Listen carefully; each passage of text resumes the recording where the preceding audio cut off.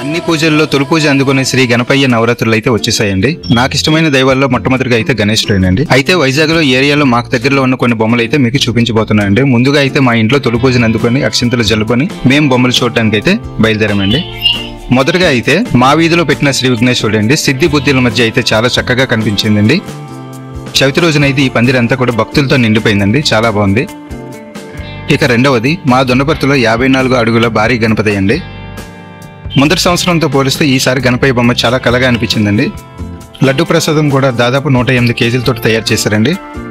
ఈ బొమ్మ అయితే హైదరాబాద్ నుంచి అయితే తీసుకువచ్చారండి.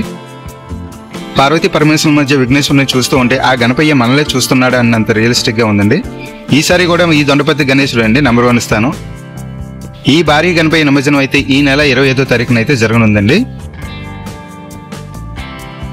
ఇక మూడవ విగ్రహం అయితే నరసింహానగర్ రైతు బజార్ వద్దండి గణేశుడు. చుట్టూ బంగారు వర్ణంతో తయారు చేసిన డెకరేషన్ తోటి చాలా బాగుందండి. పందిరి లోపల అయితే పూర్తిగా గోల్డ్ డెకరేషన్ అయితే చేశారండి, చాలా బాగుంది, చాలా రియలిస్టిక్ గా అనిపించింది.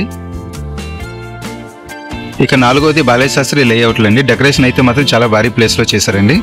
ఇక్కడ గణపయ్య అయితే గరుడు వాహనంపై స్వారీ చేస్తున్నట్టు ఉంటాడండి. ఇక ఐదవది అక్కేపాలెం మెయిన్ రోడ్ లో అండి. ఇక్కడ పెట్టిన గణపయ్య అయితే మర్రి చెట్టు ఓడలతో మనకి దర్శనం ఇస్తాడండి. గ్రీనిష్ లో చాలా వెరైటీగా అనిపించిందండి మాకైతే. మేము చూసిన గణపయ్య బొమ్మల్లో అయితే ఇది చాలా డిఫరెంట్. ఈ ఐడియా కూడా చాలా వెరైటీగా ఉంది, చాలా కొత్తగా అనిపించింది, చాలా బాగుంది. ఇక ఆరోది Lalithanagar Vivekananda hospital back side ఉందండి. ఈ గణపయ్య బొమ్మ అయితే హైదరాబాద్ నుంచి అయితే తీసుకొచ్చారండి. ఈ గణపయ్య బొమ్మ ఆకారం ఆర్ట్ వర్క్ కూడా చాలా కష్టపడి చేశారండి. మనకి ఈ బొమ్మను డైరెక్ట్ గా చూస్తే మనకు అర్థమవుతుంది. హస్తకళతో చేసిన చిన్న చిన్న బొమ్మలతోటి మన గణపయ్య నిండుగా ఉన్నారండి, చాలా బాగున్నది. ఇక ఏడవది మంచి డెకరేషన్ లో సింహాసనంపై దర్జాగా కూర్చున్నట్టు ఉంటాడండి మన గణపయ్య.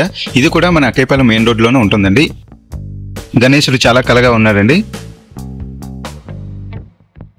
ఇంకా ఎనిమిదవది శంకరమఠం రోడ్ లో మనం చూసుకుంటూ వెళ్ళిపోతే మనకు కనిపించే భారీ పెద్ద పందిరి ఇదేనండి. శ్రీ వెంకటేశ్వర స్వామి రూపంలో మనకి విఘ్నేశ్వరుడు ఆశీర్వదిస్తున్నట్టు ఉంటుందండి.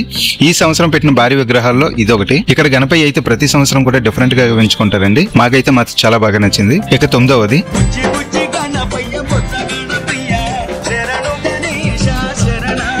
అన్నట్టు ఉంటుందండి ఈ బాల గణపయ్య విగ్రహం. ఇది చూస్తే మీకు అర్థమవుతుంది. చుట్టూ డెకరేషన్ కూడా ఒక వెరైటీ బ్లూ థీమ్ తో ఏర్పాటు చేశారండి. ఈ బాల గణపయ్య అయితే సీతమ్మధార అల్లూరి సీతారామరాజు స్టాచ్యూ పక్కన ఉంటుందండి. ఇక 10వది ఇసుకతోట హైవే పక్కన అల్లూరి సీతారామరాజు గెటప్ లో మన గణపయ్య భారీగా 10 అడుగులు ఎత్తులో ఉంటుందండి. చూసినంతసేపు అలా చూడాలనిపించిందండి, అంత బాగుంది విగ్రహం. ఇప్పుడు వరకు మీరు చూసిన గణపయ్య విగ్రహాలు మీకు నచ్చిన విగ్రహాన్ని ప్లీజ్ కామెంట్ చేయండి. ఫస్ట్ టైం మన ఛానల్ చూసినట్టయితే ప్లీజ్ సబ్స్క్రైబ్ చేసుకోండి. సబ్స్క్రైబ్ చేసుకుని మమ్మల్ని ఎంకరేజ్ చేయండి. Please subscribe.